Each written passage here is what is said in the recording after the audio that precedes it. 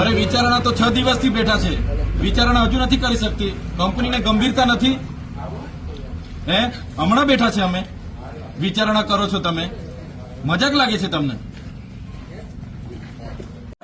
એટલે અમે તો તમને કીધું હતું સવારે 10 વાગે મળીશું, હવે 11 વાગ્યા છે. શું ડિસિઝન લીધું છે? અમારી જે માગણી હતી કે આ તમારું સપ્ટેમ્બરનો પગાર સ્લીપ, તમે સપ્ટેમ્બરમાં 22,987 રૂપિયા બધાને ચૂકવેલા છે. અમારી એ જ માગણી છે, એ જ પ્રમાણે પગાર 22,987 આ લોકોને મળવા જોઈએ. ત્યારે આ લોકોની બધી તૈયારી છે. તમે જો હમણાં જ 22,987 પ્રમાણે 127 લોકોની હમણાં જ જેબીએમ કંપની હમણાં જ બાહેધરી લખીને અમને આપી દેતી હોય તો અમે હમણાં આંદોલન સમેટવાના છે. અગર તમે આજે પણ ગોળ ગોળ વાત કરો અને ટાઈમ પાસ કરવાની વાત કરશો તો અમે પછી એસઓયુ સત્તામંડળની સામે કાં તો ત્યાં રોડ છે નર્મદા માતાની જે એસઆરપી ગ્રુપ બેસે છે ત્યાં જઈને અમે બેસવાના છે. અમને જે હોય તે તમે ક્લિયર કરો. તમે કાલે અમારા પર સમય માંગ્યો હતો, તમે કીધું હતું કે મારે ફોન પર વાત કરી એ નિર્ણય અમે લઈશું. એટલે અમે તમને કલાક 2 કલાક નહીં પણ આજે સવારે 10 વાગ્યા સુધીનો તમને સમય આપ્યો હતો. હવે તમે અમને જણાવો, આમાં કંઈ નવીન માગણી કરતા હોય એવું કંઈ જ નથી. જે તમે 22,987 રૂપિયા હમણાં સપ્ટેમ્બર સુધી અમને આપ્યા છે અને અચાનક જ તમને કોઈને પૂછ્યા વગર 15,000 ને 2 રૂપિયા કરી દીધા છે. બસ આ જ માગણી છે. જૂના કર્મચારીઓ છે, આટલી તમારા માટે મહેનત કરે છે, ઈમાનદારી નિષ્ઠાથી કામગીરી કરે છે, તમારો પરિવાર છે, એમને તમે સાચવી નથી શકતા તો આજે અમારે બધાએ આવીને અહીંયા ધરણા પર બેસવું પડ્યું છે. એટલે 22,987 જે એમની માગણી છે જે તમે હમણાં સુધી સપ્ટેમ્બર સુધી આપી એ ચાલુ કરવા માંગો છો કે કેમ તે ખુલાસો કરો, નહીં તો પછી અમારું આંદોલન તો નિશ્ચિત સમય માટે ચાલુ રહેશે. સર, એમાં વાત થઈ ગઈ કંપનીના ઉપરી અધિકારી અને સાહેબ સુધી બી વાત થઈ ગઈ, એટલે એમણે એવું જ કીધું કે માંગણી આવી થોડોક ટાઈમ જોઈશે. જે મેં તમને કાલે જ કીધું એ લોકો 1 મહિનાનો ટાઈમ. અરે ભાઈ પણ આજે 6ઠ્ઠો દિવસ છે, કેટલો સમય આપવાનો અમારે? નિર્ણય લેવામાં આવે. કાલે તમે કીધું અમને સાંજ સુધીમાં તમે સમય આપો. અમે બધા ધરણા પરથી ઉઠીને કીધું કઈ વાંધો નહીં, અમે સવારે પાછા આવીએ છીએ. સીઓ સાહેબ હતા, ડીવાયએસપી હતા, ડીસીએફ હતા, બરાબર, અધિક નિવાસી કલેક્ટર હતા. એમની સામે તમે અમને અમારા જેવા ધારાસભ્યો હોય, જિલ્લાના પ્રમુખ હોય, 2 પ્રમુખો હોય, અમને તમે વચનો આપીને તમે જાઓ ને હમણાં પાછા કહે છો કે હમણાં હજુ સમય. એટલે આવી ગોળ ગોળ વાત નહીં ભાઈ. જે વાત કરવાની હોય સીધી કરો. હા તો હા, ના તો ના, વાત કરો પૂરી. અમારે જે કરવાનું હશે તે અમે ત્યાં પછી બેસીશું. તમે કાલે સમય માંગ્યો આટલા અધિકારીઓની સામે, આજે પાછા કહે છો કે અમે વાત કરી, નામ કર્યું, તેમ કર્યું. એવી વાત નહીં. અમે કાં તમને 10 માંગણીની એ આપીએ છીએ, બસ 1 માંગણીનું છે, એ બી વ્યાજબી છે. સપ્ટેમ્બર મહિના સુધી તમે 22,987 રૂપિયા આપ્યા અને અમને પૂછ્યા વગર તમે અચાનક 15,000 રૂપિયા કરી નાખ્યા.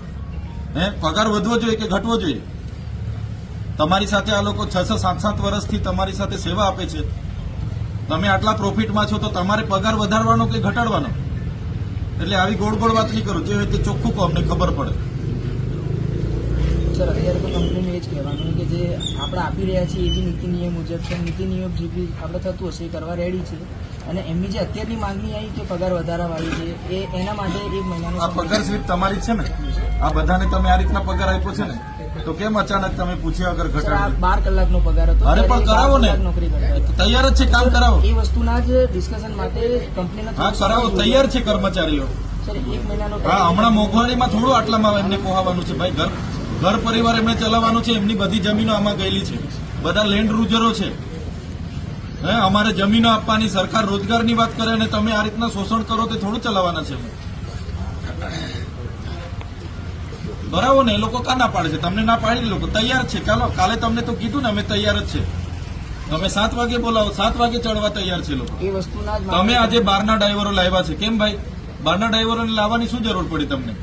તમને એમને 1200 રૂપિયા આપો છો, રહેવાનું, જમવાનું, ભાડું, બધી વ્યવસ્થા કરો છો. એ જ વસ્તુ આ લોકોને આપીને તમે તમારો પરિવાર છે હાચવી નથી શકતા તમે. આની જે હોય તે ક્લિયર કટ કહો, એટલે અમે પછી અહીંથી ચાલતા પકડીએ, ત્યાં અમે ધરણા પર બેસીશું. એ કઈ તમારી સાથે અમે 10 વખત જીભાજોડી કરવા થોડા આવીએ છીએ ભાઈ. સાંજે તમે કીધું કે ફોન નથી ઉઠાવતા, અમને થોડો સમય આપો. જ્યાં સીઓ ઓફિસ પર ગયા આપણે, ત્યાં એમની બધા અધિકારીઓની રૂબરૂમાં તમે કીધું કે અમે પૂછી લઈએ છીએ. ત્યાં પણ આપણે કીધું કે સવારે 10 વાગે આપણે નિરાકરણ લાવવાનું છે. અમે કઈ તમને મજાક લાગીએ છીએ? આ 6 દિવસથી આ બેસીએ છીએ એટલે મજાક લાગે છે તમને? નિરાકરણ લાવો તમે. જણાવો આ બધાને શું કરવાનું છે તે. સર અત્યારે તો કંપનીનું એ જ કહેવું હોય કે 1 મહિનાનો ટાઈમ આ વસ્તુના ડિસ્કશન માટે કે બધાને કહો એમને વાતચીત કરાવવાની. એમને કહો કઈ તારીખે લખિતમાં આપો. 1 મહિનાની આ તારીખથી અમે કરી દઈશું. લખિતમાં આપો. શું નહીં, કેવું કરવા માટે તમારે? નહીં સર, હજુ કંપની વિચારણા કરશે એના માટે. અરે વિચારણા તો 6 દિવસથી બેઠા છે. વિચારણા હજુ નથી કરી શકતી. કંપનીને ગંભીરતા નથી. હમણાં બેઠા છે અમે. વિચારણા કરો છો તમે. મજાક લાગે છે તમને? 6 દિવસથી બેઠા છે. હજુ વિચારણા ચાલે છે તમારે. શું સમજો છો તમે? અમારા લોકોની જમીનો પર તમે આ વકરા કરીને નાહી જવાના સમજો છો. બહારથી ડ્રાઈવરો લાવ્યા છે એમને બી કહી દેજો. આમની એક પણ જણની રોજી રોટી છીનવાશે ને બધું તમારું આ જીબીએમ બીબીએમ બધું બંધ કરાવી દઈશું. તમને લખી નથી આપ્યું કે અમને તમે બહાર ધરણા પર બેઠા છે એટલે બહારથી ડ્રાઈવરો લાવીને ચડાવી દો. નિરાકરણ આપો જે હોય તે. પૂછો અમને શું કરવાનું છે. આ બાજુ મારું મોડું નહીં જોયા કરો. સર એક જ વસ્તુ છે કંપનીનું અત્યારે કે હા વાત કરો એમની સાથે. ઇમિડિયેટલી તો આનું કોઈ રિઝોલ્યુશન નહીં આવે. જો તમારી વસ્તુનું હોય તો અત્યારે બસો ચાલુ કરી દો અને 1 મહિનાની અંદર કંપની કંઈક આમાં સકારાત્મક વિચારશે. જે બી હશે